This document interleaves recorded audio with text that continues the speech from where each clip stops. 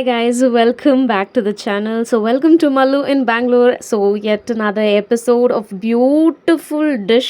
So ഇന്ന് നമ്മൾ കാണാൻ പോകുന്നത് ഒരു സോയയുടെ ഒരു സ്നാക്കാണ്. സോ ഇതിന് നമുക്ക് ആവശ്യമുള്ള കാര്യങ്ങൾ എന്താണെന്ന് നോക്കാം. ആദ്യമേ തന്നെ കുറച്ച് ചോപ്ഡ് ഓണിയൻസ് ആണ്, പിന്നെ അതിനുശേഷം കറി ലീവ്സ് വേണം, പിന്നെ നിങ്ങൾക്ക് ആവശ്യമുള്ള വെജിറ്റബിൾസ് എടുക്കാം കേട്ടോ. ഞാൻ എടുത്തിരിക്കുന്ന ബീൻസും കുറച്ച് ടൊമാറ്റോ ആണ്. നിങ്ങൾക്ക് ക്യാരറ്റും ക്യാബേജും അതൊക്കെ എടുക്കാം. സോ അതിനുശേഷം നമ്മൾ ഇച്ചിരി വാട്ടർ ബോയിൽ ചെയ്തിട്ട് അതിനകത്ത് നമ്മൾ സോയ ഇടുകയാണ്. നമ്മൾ ഒരു ലോഡ് സോയ ഇടരുത്, പിന്നെ വീട് നിറച്ചും സോയ ആവും ഗൈസ്. ഈ സാധനം വീർത്ത് വരും. അപ്പോൾ ഇത് വീർത്ത് വരുമ്പോൾ അത് വെന്തെന്നുള്ള അർത്ഥം. അത് കഴിഞ്ഞിട്ട് ഇങ്ങനെ വീർത്ത് വരുമ്പോൾ നമ്മളത് സെപ്പറേറ്റ് ആക്കി അത് നമ്മളൊന്ന് പിഴിഞ്ഞ് സെപ്പറേറ്റ് എടുത്ത് വെക്കണം. മുഴുവൻ സെപ്പറേറ്റ് ആണല്ലോ ഞാൻ പറയുന്നത്. അതിനുശേഷം നമ്മൾ ഇറച്ചി മാരിനേറ്റ് ചെയ്യുന്ന പോലെ തന്നെ കുറച്ച് ചില്ലി പൗഡർ, ടേമറിക് പൗഡർ, പിന്നെ ഉപ്പും കൂടി ഇട്ട് ഇതേപോലെ മാരിനേറ്റ് ചെയ്ത് കുറച്ച് നേരം വെക്കുക. അധികം നേരം വേണ്ട, കുറച്ച് നേരം വെക്കുക. എത്ര നേരം പറ്റുമോ അത്ര നേരം വെച്ച് കഴിഞ്ഞിട്ട് നമ്മൾ ലൈറ്റായിട്ട് ഇതൊന്ന് വറക്കുകയാണ്. കുറേ വറുത്ത് കരിച്ച് കരിയില പോലെ ആക്കരുത്, ഇച്ചിരി മാത്രമേ വറുക്കാവൂ, ഒരു സമാധാനത്തിന് വേണ്ടി. വറുത്ത് കഴിഞ്ഞിട്ട് നമ്മളത് സെപ്പറേറ്റ് എടുത്ത് വെക്കുക. കുറേ വറുത്ത ഡാർക്കായി പോവും, ഡാർക്ക് നല്ല കരിക്കട്ട പോലെ ഇരിക്കും കേസ്. അതേപോലെ ഒന്നും ചെയ്യരുത്. എന്നിട്ട് സെപ്പറേറ്റ് ആയിട്ട് നമ്മൾ ഫുൾ സെപ്പറേറ്റ് ആണല്ലോ ഞാൻ പറയുന്നത്. അതിനുശേഷം നമ്മളൊരു ചട്ടി എടുക്കുന്നു, അതിനകത്തോട്ട് എണ്ണ ഒഴിക്കുന്നു. പറഞ്ഞ പോലെ കടുകും പിന്നെ ജീരകവും വറ കുറേ അങ്ങോട്ടിട്ട് കരിക്കരുത്. പിന്നെ നമ്മൾ ആദ്യം എടുത്ത് വെച്ചിരുന്ന എല്ലാ ഇൻഗ്രീഡിയൻസും ഒരുമിച്ചിടണം.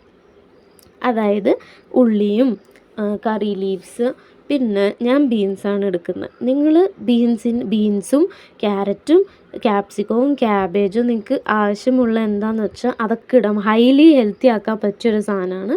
പിന്നെ തക്കാളിയും കൂടി ചേർക്കുക. നിങ്ങൾ ഒരിക്കലും ഉള്ളി വാടിയതിന് ശേഷം നമുക്ക് തക്കാളി ഇടാമെന്ന് പറയരുത്. കാരണം ഇത് ഇറച്ചിക്കറിയല്ല, ഇത് സോയയാണ്. അപ്പോൾ ഇതെല്ലാം ഒരുമിച്ചിട്ട് ഉപ്പൊക്കെ ഇട്ടിട്ട് ഒരു 7 to 8 മിനിറ്റ്സ് ഒന്ന് വാട്ടിയെടുക്കണം. അപ്പോഴേ നമ്മൾ എന്ത് വെജിറ്റബിൾ ഇട്ടാലും ഒന്ന് സോഫ്റ്റായി കിട്ടുള്ളൂ. പിന്നെ നമ്മളിത് ലിഡിട്ട് മൂടി വെക്കണമെങ്കിൽ നിങ്ങൾക്ക് അങ്ങനെയും ആകാം.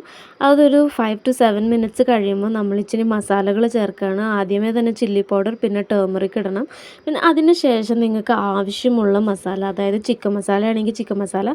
ഞാൻ ചിക്കൻ മസാല എടുക്കുന്നില്ല, ഞാൻ ഗരം മസാലയാണ് യൂസ് ചെയ്യുന്നത്. കാരണം ചിക്കൻ മസാല ഇട്ട് ഭയങ്കര ചിക്കൻ്റെ ടേസ്റ്റ് ആയിരിക്കും. കാരണം സോയയുടെ ഇത് സംഭവം അങ്ങനെയാണല്ലോ, ഇറച്ചി പോലെയാണല്ലോ. അപ്പോൾ നമ്മളങ്ങനെ വേണ്ട. ഞാൻ ഗരം മസാലയാണ് യൂസ് ചെയ്തത്, നിങ്ങൾക്ക് എന്താ വെച്ചാൽ അത് യൂസ് ചെയ്യാം. പിന്നെ അതിന് ശേഷം കുറച്ച് ഉപ്പിട്ട്, ഉപ്പ് ആവശ്യത്തിന് ഇടാവോ. ഒരു ലോഡ് ഇട്ടോ പിന്നെ ഫുൾ ഉപ്പായിരിക്കും. അപ്പോൾ നോക്കി ശ്രദ്ധിച്ച് വേണം ഇടാൻ. പിന്നെ അതിന് ശേഷമാണ് നമ്മുടെ മെയിൻ ഇൻഗ്രീഡിയൻറ്റ് നമ്മുടെ ടൊമാറ്റോ കെച്ചപ്പ്. ആദ്യം നമ്മൾ ഒരു സ്പൂൺ ഇടാവൂ. നമ്മുടെ മസാലക്കൂട്ടിനകത്ത് ഇത് കിടന്ന് വെള്ളം പോലെ ഓടി നടക്കരുത്. ഇത്തിരികോളം നല്ല ഒന്ന് കുഴഞ്ഞ് കിട്ടുന്ന പരുവത്തിൽ ആകുന്ന നേരം വരെ നമ്മൾ ടൊമാറ്റോ കെച്ചപ്പ് ഇടുക. അല്ലെങ്കിൽ മുഴുവൻ ഈ ടേസ്റ്റ് ആയിരിക്കും. ഇപ്പോൾ എല്ലാ മസാലയും ഈ കെച്ചപ്പും കൂടി ചേരുമ്പോൾ ഉഗ്രൻ ടേസ്റ്റ് ആയിരിക്കും, അടിപൊളി ടേസ്റ്റ് ആയിരിക്കും. ഉടനെ തന്നെ നമ്മൾ സോയ അതിലോട്ടിട്ട് ഒരു 5 മിനിറ്റ്സ് നമ്മൾ നല്ലോണം ഇളക്കിയിട്ട് പിന്നെ നമ്മളിത് സെർവ് ചെയ്യുമ്പോൾ ഉഗ്രൻ സംഭവമായിരിക്കും. കുട്ടികൾ വരെ കഴിക്കും. നിങ്ങൾ റൈസിൻ്റെ കൂടെയോ ചപ്പാത്തിയുടെ കൂടെയോ എന്ത് വേണമെങ്കിലും നമുക്ക് ചെയ്യാം. കാരണം അത്രയും സൂപ്പർ സാധനമാണ്. ഞാൻ ആദ്യമായിട്ടാണ് ഇങ്ങനത്തെ ഒരു വീഡിയോ ചെയ്യുന്നത്. ഞാൻ പറഞ്ഞതിലോ ചെയ്തതിലോ എന്തെങ്കിലും തെറ്റുകളുണ്ടെങ്കിൽ ക്ഷമിക്കുക. ദയവ് ചെയ്തൊന്ന് സബ്സ്ക്രൈബ് ചെയ്യുക. ആദ്യമായിട്ടാണ് ഞാൻ ചോദിക്കുന്നത്. Tata, bye bye.